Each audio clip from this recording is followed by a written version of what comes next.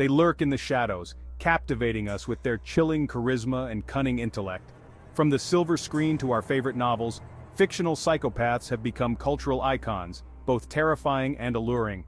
Hannibal Lecter, with his chilling gaze and refined palate, sends shivers down our spines, while Joe Goldberg's obsessive love and manipulative tendencies leave us questioning human darkness.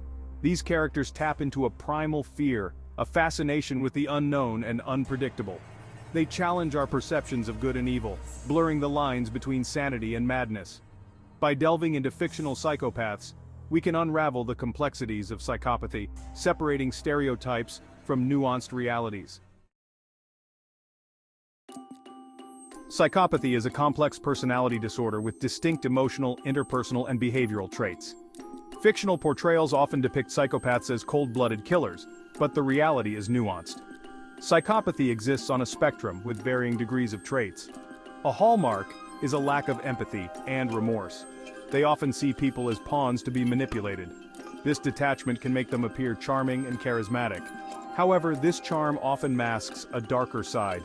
Psychopaths are impulsive, irresponsible, and prone to risk-taking. Understanding psychopathy requires examining scientific evidence beyond sensationalized portrayals. Few fictional characters have captured the public imagination like Hannibal Lecter. A brilliant psychiatrist with a taste for human flesh, Lecter embodies seductive danger and chilling intelligence. Anthony Hopkins' Oscar-winning performance cemented Lecter's place in cinematic history. Lecter's character presents an extreme and misleading representation of psychopathy. His sophisticated demeanor and love of classical music play into the romanticized notion of the criminal mastermind. Intelligence is not synonymous with psychopathy. Lecter's penchant for cannibalism is not a defining characteristic of psychopathy. The fascination with Lecter highlights our cultural obsession with the macabre and the allure of the forbidden. In the digital age, Joe Goldberg from the Netflix series You embodies the modern stalker, using social media to manipulate and control. His charming facade masks a possessive and obsessive nature. Joe taps into our fears of online stalking. Love becomes a twisted justification for control. His character highlights subtle psychopathic traits. Psychopaths are not always easily identifiable. Joe's story is a cautionary tale about deceptive appearances. One of the biggest misconceptions about psychopathy is that it manifests in a singular, easily identifiable way. In reality, psychopathy exists on a spectrum, with individuals exhibiting a wide range of traits to varying degrees. While some psychopaths may engage in criminal behavior, many others live relatively ordinary lives, blending into society and operating within the bounds of the law. This diversity of presentation makes diagnosing and understanding psychopathy challenging. Not all psychopaths are cold-blooded killers or master manipulators. Some may excel in professions that require a certain degree of ruthlessness, such as business or politics, where their lack of empathy and emotional detachment can be advantageous. It's crucial to remember that psychopathy is a complex personality disorder, not a synonym for evil or criminality.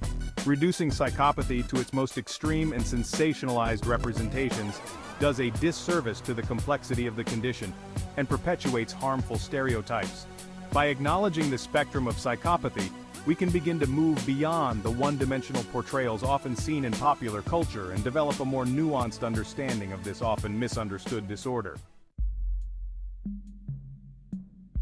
To truly understand psychopathy, we must turn to the experts who study it. Mental health professionals, through years of research and clinical experience, provide invaluable insights into the complexities of this disorder, helping to separate fact from fiction. Dr. Robert Hare, a renowned expert on psychopathy, developed the Psychopathy Checklist Revised (PCLR), a widely used diagnostic tool for assessing psychopathy. The PCLR assesses individuals on a range of traits, including glibness, superficial charm, lack of empathy, impulsivity, and criminal versatility. Dr. Hare emphasizes that psychopathy is not about being evil or violent, but rather a profound emotional detachment and lack of remorse. Psychopaths, he explains, can understand the difference between right and wrong, but they simply don't care. They lack the emotional wiring that connects actions to consequences, making them more likely to engage in impulsive and risky behavior. Understanding psychopathy, as Dr. Hare and other experts emphasize, requires moving beyond the sensationalized headlines and fictional portrayals. It demands a commitment to evidence-based research, clinical expertise, and a willingness to engage with the complexities of this often misunderstood disorder. One of the most pervasive myths surrounding psychopathy is its inherent link to violence. While it's true that psychopaths are overrepresented in criminal populations, it's crucial to remember that correlation does not equal causation. Not all psychopaths are violent, and not all violent individuals are psychopaths. The vast majority of violence is committed by individuals who do not meet the criteria for psychopathy. Factors such as substance abuse, poverty, and exposure to violence play a far more significant role in predicting violent behavior than psychopathy alone. In fact, many psychopaths are never violent, and some may even excel in professions that require a certain degree of ruthlessness, such as business or politics. It's essential to deconstruct the myth that psychopathy is synonymous with violence. This generalization perpetuates fear and stigma, hindering efforts to understand and address the complex factors that contribute to criminal behavior. By focusing on evidence-based research and challenging our assumptions, we can begin to dismantle harmful stereotypes and approach the issue of violence with greater nuance and understanding. One of the most intriguing and often misunderstood aspects of psychopathy is the superficial charm that many psychopaths possess. This charm, however, is often a tool, a means to an end. Psychopaths are skilled at reading people, identifying their vulnerabilities, and mirroring their emotions to gain their trust and manipulate them for their own gain.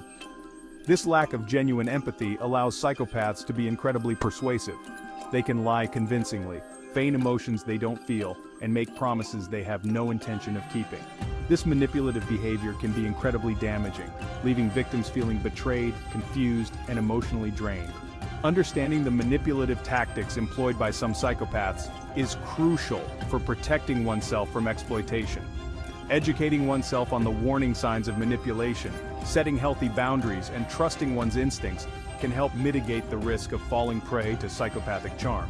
Remember, genuine charm should be accompanied by empathy, respect, and a genuine interest in the well-being of others.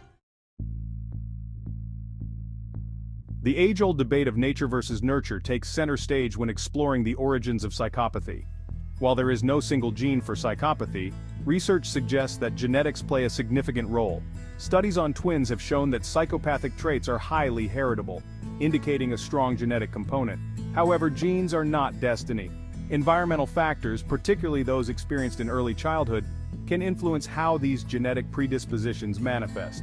Trauma, abuse, and neglect can all contribute to the development of psychopathic traits, particularly in individuals who are genetically vulnerable. Understanding the complex interplay between genetics and environment is crucial for developing effective interventions and treatments for psychopathy.